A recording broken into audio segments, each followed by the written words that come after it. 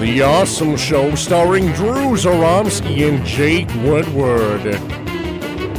Created and written by Drew Zoromski.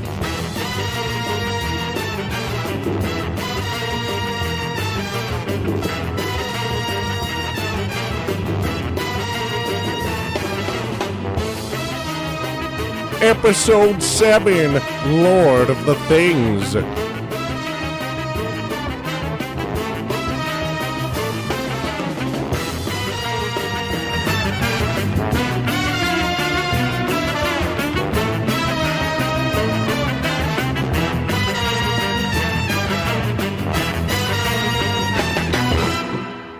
Have you ever heard of Max McNichols? Hey! Max is your average, everyday kid, but he gets to do extraordinary things. When Max reads his favorite comic book, he is whisked away to an alternate dimension where he fights crime alongside his favorite superhero, Captain Awesome. But today, I get to be Captain Awesome! Today is the day of the annual Spring Festus Parade. The Spring Festus Parade is an event in Max's town that happens every March to commemorate the coming of spring. The people line the streets, all dressed in fun, bright costumes. There are dozens of floats and vehicles who throw out prizes. And candy! Sweet, sweet candy! Max and his parents stood by the side of the street just as the parade was about to begin. Look, Max! The floats are coming! Oh, and look at that one! It looks like a big teddy bear. Yeah, teddy bear. The truth is, Max wasn't really paying attention to what his mother was saying. He's not? I'm afraid not. You see, when it comes to parades, Max tends to focus mainly on The candy! Gumdrops, chocolate marshmallow swirlers, strawberry nom-noms, bubble babble bubble gum, sour chewy jujus, and last but not least, the creme de la creme omega bars. Peanuts and cashews covered in nougat and peanut butter dipped in chocolate from heaven. Am I drooling? So whenever candy was thrown out of a float, fire truck, or fancy-looking classic car, Max was the first to get there. Here you go, kids! Candy! My. The problem is that Max was the only kid in his area that ever got any candy. As it should be. Float after float passed by, throwing out handfuls of candy, only to have it all snatched up by Max. It's like taking candy from babies. Whoops. The parade eventually ended, and the McNichols family headed home. Max got out of the car and lugged his massive bag of candy up the porch stairs and into the house. Looks like you've got quite a bit of loot there, my little pirate. Pirate? I'm Captain Awesome! I don't know. Captain Awesome probably wouldn't have taken so much candy for himself and left so little for everyone else. Ha! As if! Captain Awesome eats so much, he need 2 more bags this size. Maybe. But don't you think you're being a little greedy? Maybe, but I don't have time to debate the merits of my actions. I have a long day of candy eating ahead of me. Oh, do you now? Maybe this is a good time for a lesson. Go ahead. Eat as much as you'd like, but remember that dinner is only in a couple hours. Yes, sir. Max walked up the stairs to his room and plopped the bag of candy onto his bed. Where to start? Oh, so wonderful. And it's all mine. My own. My cherished. Max began devouring his candy. After about an hour or so, Max started to feel a little, sick. I don't feel so good. As Max wallowed in the repercussions of his actions, his giant Captain Awesome book started glowing. Oh, not now.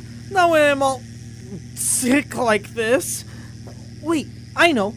I bet in Captain Awesome's world, I'll feel fantastic. So Max read the Creed of Justice. Evil flee from my sight. Good shall prevail in this fight. The fist of freedom you shall bite. Bell of justice ring, day and night. And away we go.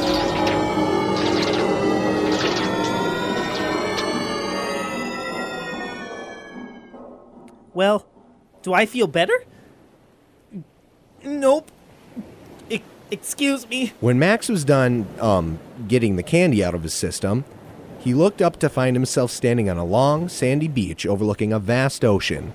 Whoa, where am I? Hawaii? Max looked around. He appeared to be on a small island with a large mountain in the middle. Well, if that's a volcano, then that means there's probably a villain nearby. They're usually attracted to that kind of thing. And if there's a villain nearby, that means Captain Awesome is here. Did somebody say my name? A blur of red, white, and blue sped toward Max. Captain Awesome! And that red, white, and blue blur kept on going and crashed right into a palm tree. Never fear. Justice is here. Captain Awesome stood up, shaking the sand and palm leaves off of him. Max, my young ward, I'm elated to see you, and you couldn't have picked a better time to come. Today we're solving a mystery. Dun, dun, dun. Ooh, I got those shivers. A mystery? What kind of mystery? The mystery of the vanishing island people of this particular island. People live here? I couldn't even tell. Not here. This is a beach, you silly duck. The people live in the little huts in the clearing. To the little huts in the clearing. Away!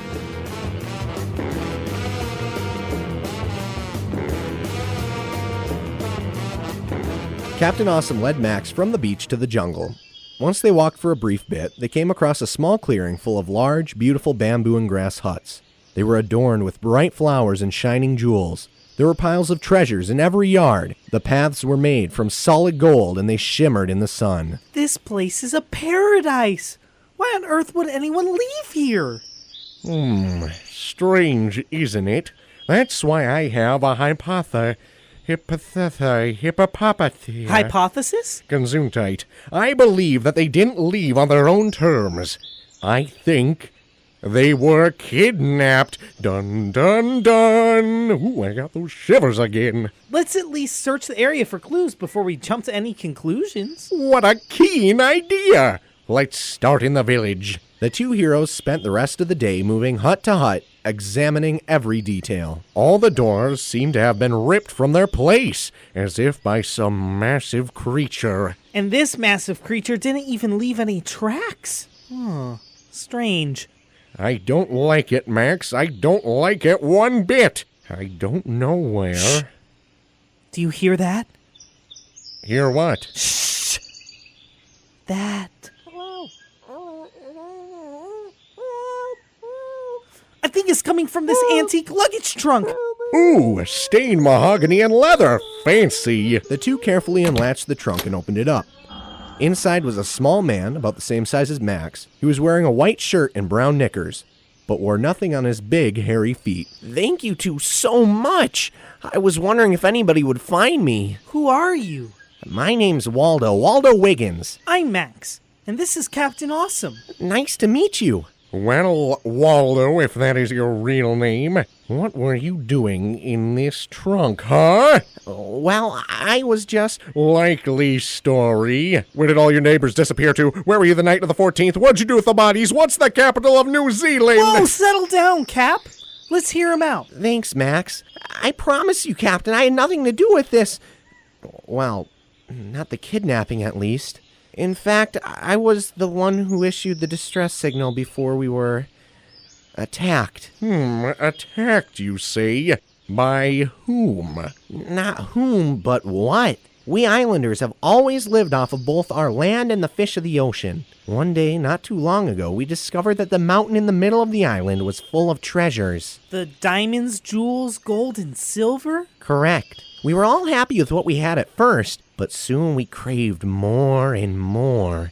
It grew like a sickness in the cavities of our minds. Oh, don't remind me of sickness. We explored deeper and deeper into the vast caves and tunnels of the mountain until we came across a wall that had the word Sora written on it. Foolishly thinking that it was a room that held some type of treasure in it, we broke through the wall, which revealed a massive cavern. Was it full of treasure? No. In the cavern we discovered a hidden evil, a creature that had been trapped behind the walls of the cave for thousands of years. His name was Sora. Night after night, Sora attacked our village and took all of our villagers as prisoners back to his cave. Wait, you said night. He never attacked during the day? No, only at night. Interesting.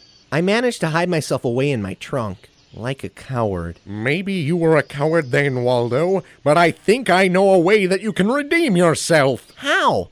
Take us to Sora.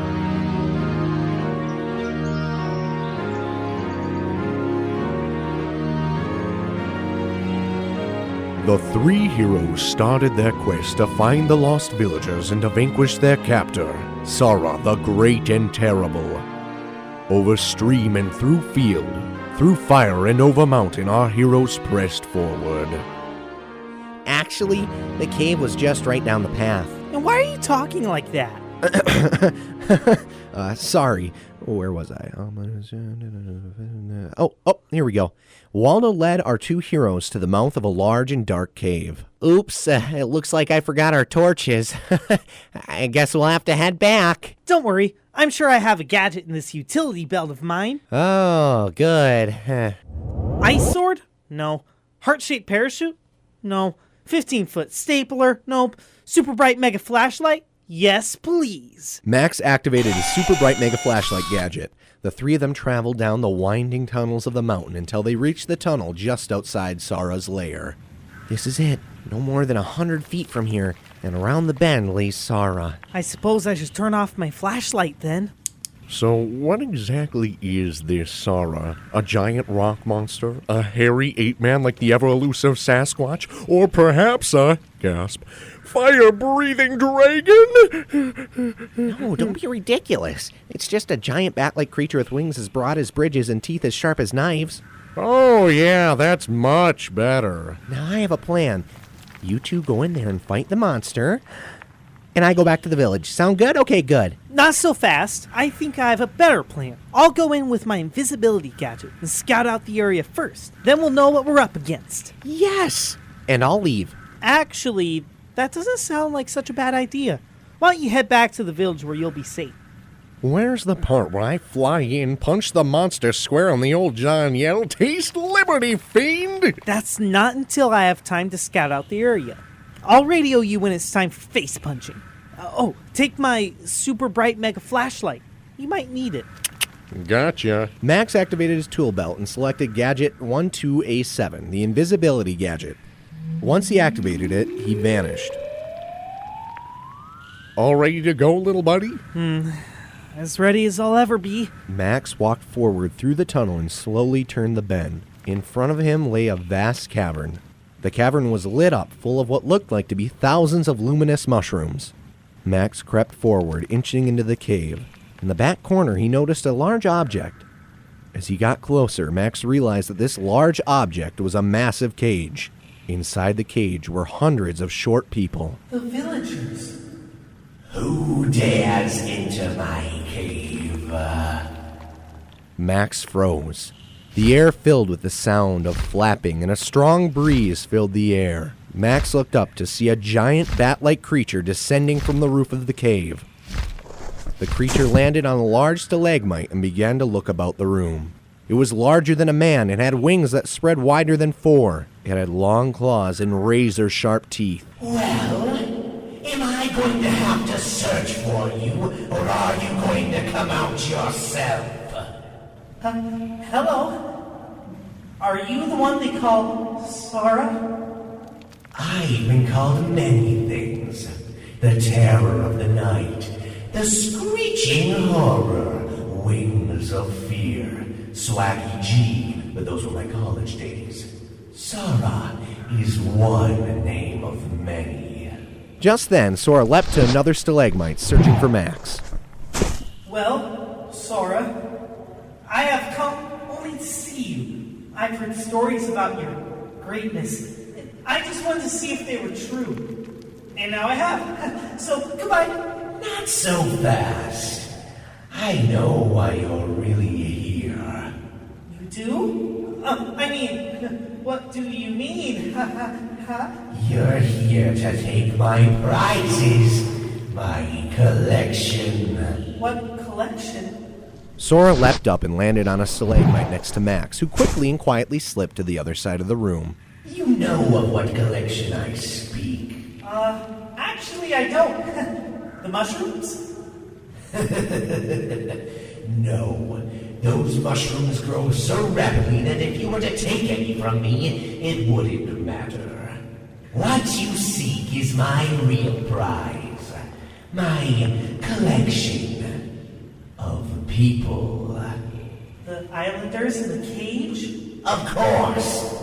I knew it was only a matter of time before someone would come to try to steal my belongings. Your belongings? Don't you mean your food? Food? What? Food? Of course not! Don't be disgusting, I'm a vegan. I eat the mushrooms in the cave.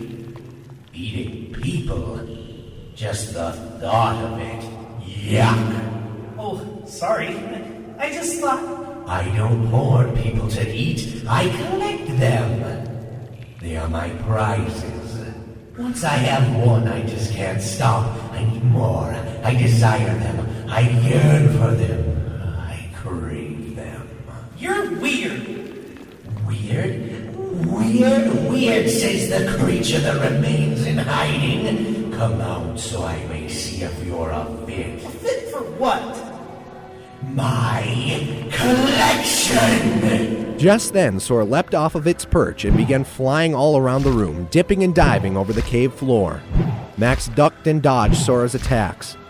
Sora stopped for a brief moment while he perched on his cage of people. You can't take them from me. They're mine. My own. They're my cherished.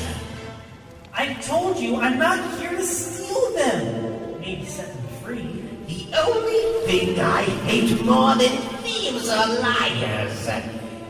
Where are you, my thieving little liar? Think, Max, think. What is his weakness? Maybe if we try to force feed him meat. No, that's a dumb idea. Wait a minute. The sun! That must be his weakness. Oh, I got it. I will find you. Max ran to the other side of the cave and quickly turned on his communicator watch. Cap, come in. Cap, come in. Yes, is this Pizza Palace? I've been waiting for when you'd start making personal calls. No, this is Max. I have a plan. I thought we already had a plan. Well, this is phase 2. I need you to quickly get out of the caves and into the sunlight. Okay. Then is it time to punch some face? Oh, yeah. Judicious, baby! I'm on my way out. Max turned around and crept slowly in Sora's direction. Oh, Sora! Great and magnificent! Please let me escape in exchange for a great gift! What do you mean? I know of a prize greater than any creature as small as me. Go on. Outside this cave is a once-in-a-lifetime opportunity. A treasure greater than any one of those silly islanders. Hey, sorry. Get to the point before I lose my patience again. Outside the cave stands a mighty superhero. A superhero? Yeah, with superpowers and everything. Yes, I have to have it. I must. I need it. I crave it. No. What about the sun? Little creature, how do I know this isn't a trap? Well, you might be right. You might as well let him get away. It sucks that your collection will always be so-so.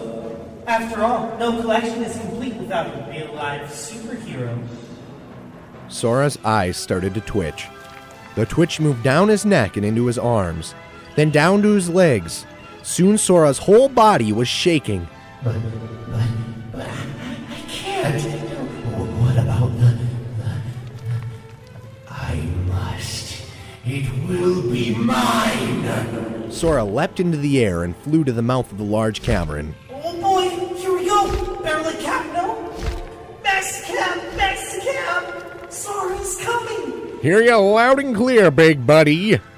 Max leapt up, snatched up a glowing mushroom off the wall, and began sprinting towards the cave's exit. But when Max finally got there, he discovered Captain Awesome and Waldo waiting for him. What happened? Where's Sara? It was the craziest thing. The monster flew out of the cave like a bat out of France, and then poof! He turned into this little pile of ash. Thank you two so much for helping us. We never could have done it without you. No, thank you, little one. But remember the lesson learned today. What? Did no one learn anything? At all? Is it to beware greed? Da-da-da-da-da-ding! Remember, never take more than you need. It's not nice, and it might just end up being bad for you. Now let's go free those islanders. Max, Captain Awesome, and Waldo headed to the back of the cave and freed the islanders. After they all got back to the village, the people were all so happy that they decided to throw a big party. They danced, they laughed, they ate, they sung, and they all promised one another to never let greed ruin their lives again. It soon began to get dark, so Max said his goodbyes, pressed the button on his watch, and was zapped back home.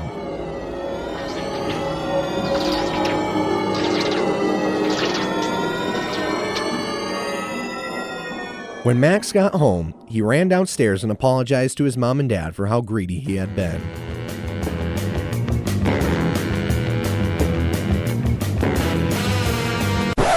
Later that night, Mr. McNichols was brushing his teeth before bed when a small visitor paid him a visit.